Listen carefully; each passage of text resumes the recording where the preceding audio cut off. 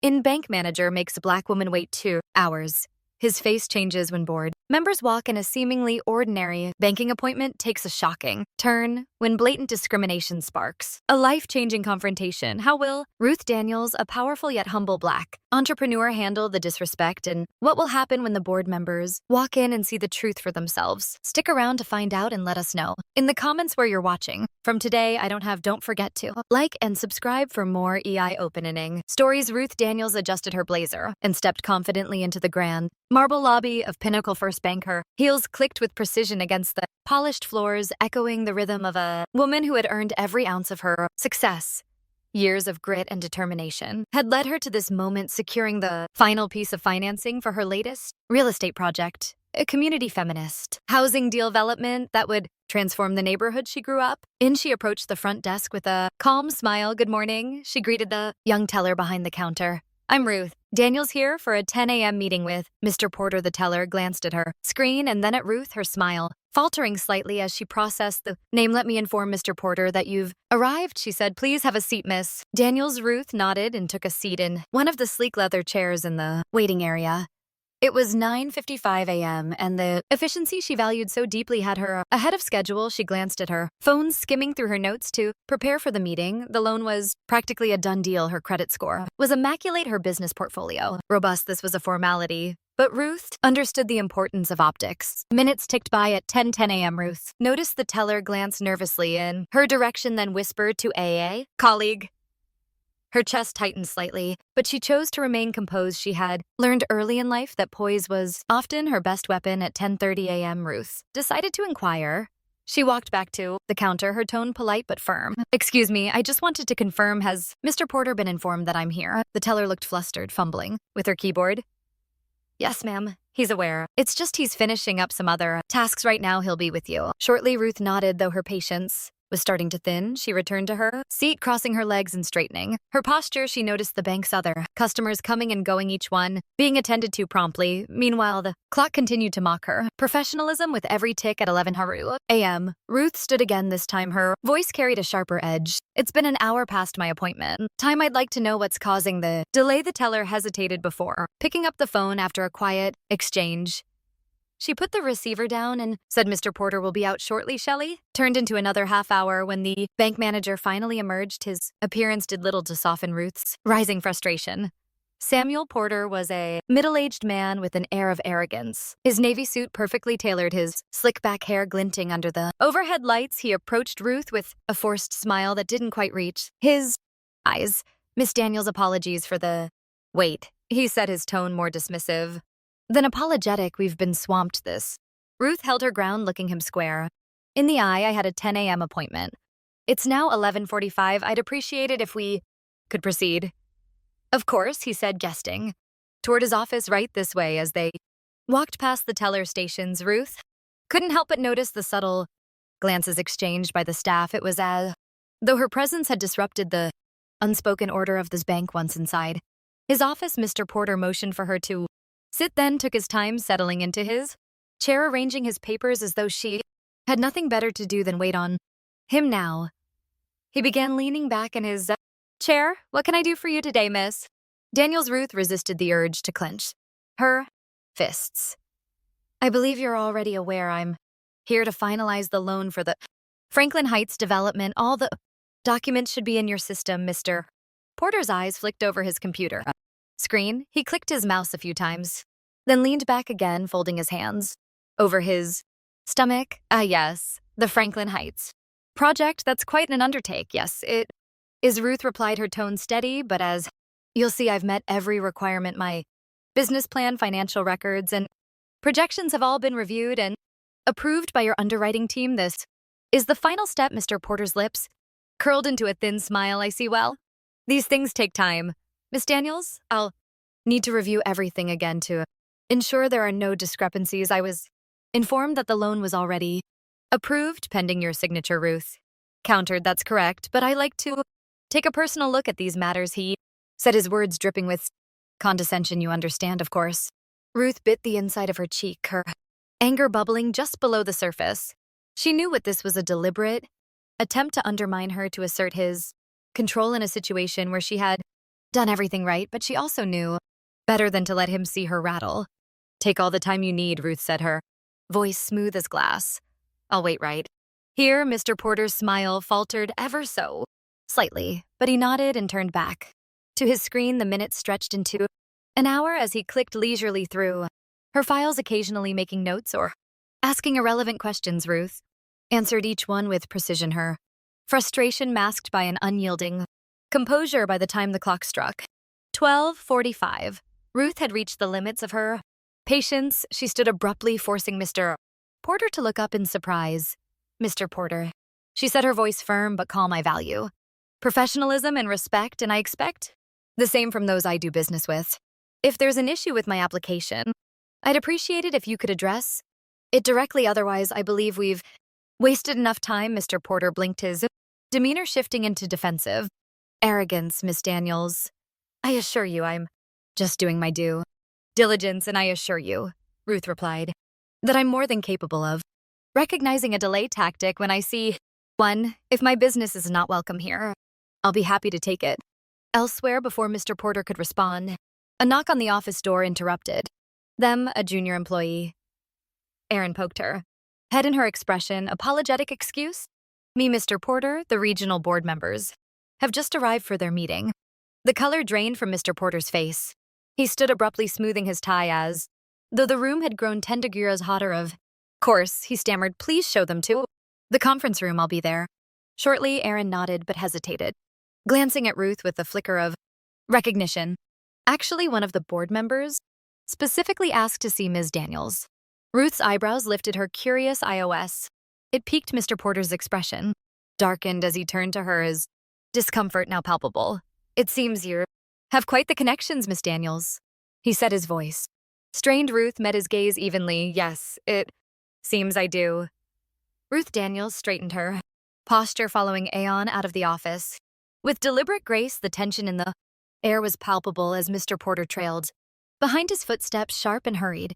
Against the marble floors, the bank lobby was abuzz with quiet murmurs as employees and customers alike watched the small procession head toward the executive conference room. The doors to the room were propped open, revealing a cluster of impeccably dressed board members engaged in animated conversation. At the center of the group stood Thomas Grayson, a tall, silver-haired man whose commanding presence seemed to brighten the space. When he spotted noted Ruth, his face broke into a warm smile. Ruth, he called out, his voice booming with genuine delight. It's been too long, Mr. Grayson, Ruth replied, returning his smile. As she approached, he extended his hand, but Ruth bypassed it, giving him a brief but heartfelt hug. The other board members exchanged curious glances, clearly intrigued by the familiarity. Thomas, you're looking well, Ruth added, stepping back. And you're as sharp as ever, he said, gesturing toward a chair. Please have a seat. I hope Mr. Porter has been taking good care of you. The question was innocent enough, but the ways Grayson's gaze darted toward Mr. Porter made it clear he suspected. Otherwise, Ruth hesitated for a moment, her eyes briefly locking with Porter's. His expression was stiff, his hands fidgeting at his sides. Let's just say the morning has been eventful, Ruth said diplomatically. As she sat down, Thomas's brows furrowed, but he didn't press the issue. Instead, he turned to the other board members. Everyone, I'd like to introduce you to Ruth Daniels, one of the sharpest minds in real estate development. Her Franklin Heights project is exactly the kind of forward-thinking investment we need. The board members greeted Ruth warmly, some nodding in recognition. Mr. Porter, who had been hovering awkwardly by the door, stepped forward, attempting to regain control of the narrative. Yes, Ruth and I were just finalizing the details of her land application, he interjected, his voice tight. It's a complex project, and I was ensuring all due diligence was completed. Ruth glanced at him, her expression unreadable. That's an interesting way to describe it, she said, her tone neutral, but laced with subtle challenge.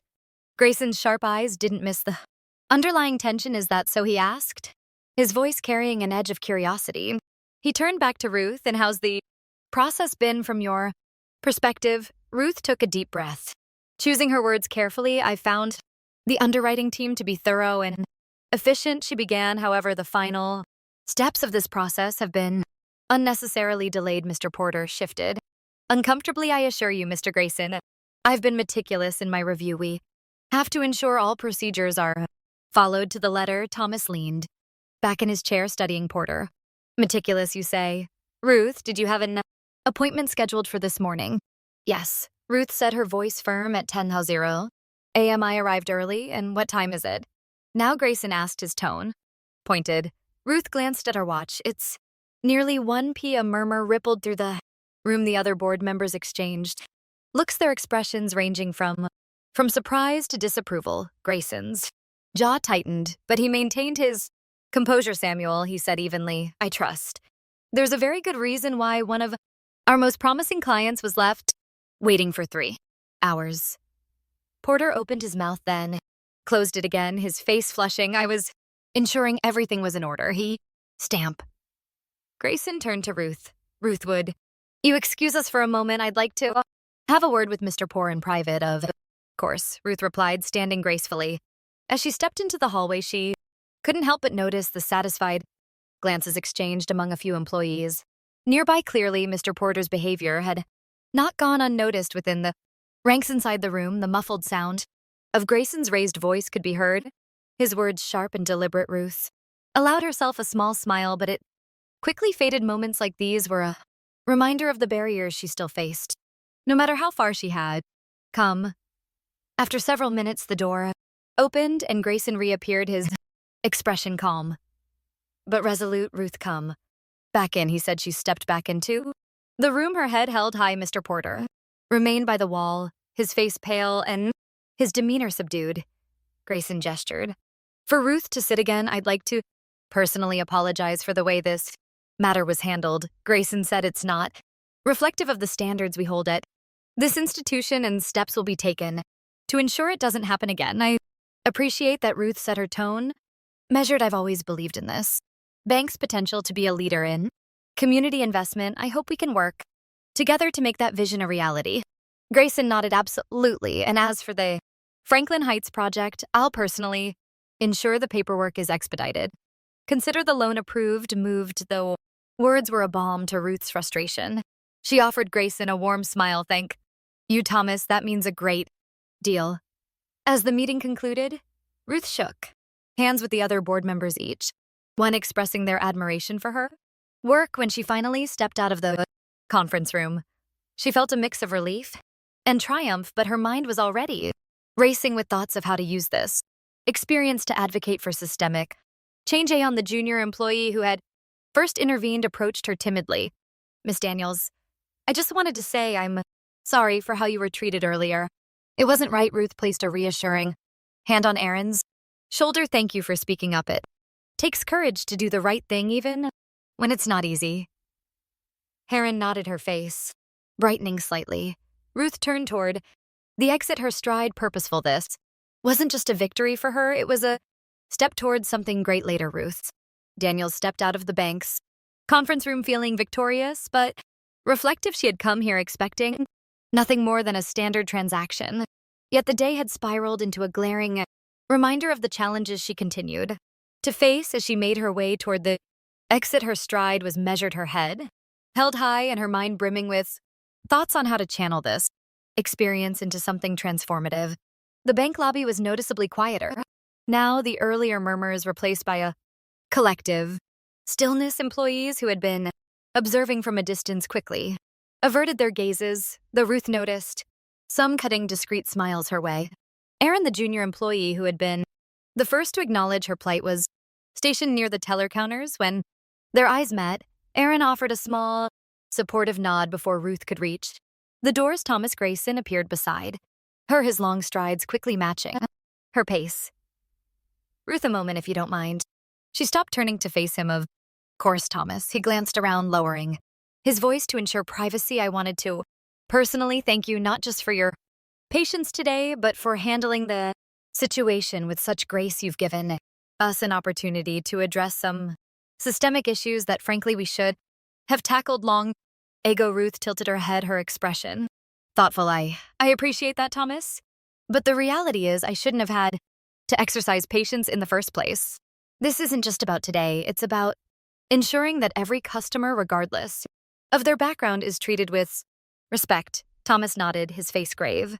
You're absolutely right, and I'd like to extend an invitation to you. Our board is forming a task force to review and improve our customer service policies, with a particular focus on equity and inclusion. I can't think of anyone better to advise us than you. The offer caught Ruth off guard while she was used to wearing many hats as a business owner.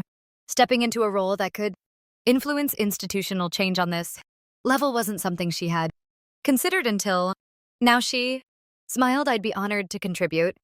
Let's make sure what happened today doesn't happen to anyone else. Thomas extended his hand, then it settled. I'll have my office follow up with the details. As they shook hands, the weight of the moment settled over Ruth. It wasn't just a win for her, it was a step toward dismantling the biases that plague spaces like these. As Ruth exited the bank, she spotted a familiar face waiting by the curb, a young man in a neatly tailored suit with a camera bag slung over his shoulder. Michael, her assistant, had been waiting for her call, but seemed to have taken the initiative to meet her directly. His face lit up as he saw her approach. James Daniels, how'd it go? He asked, opening the door of the sleek black car parked nearby. Ruth slid into the passenger seat, exhaling deeply as Michael joined her on the driver's side. It was eventful, she replied, her lips curving into a wry smile.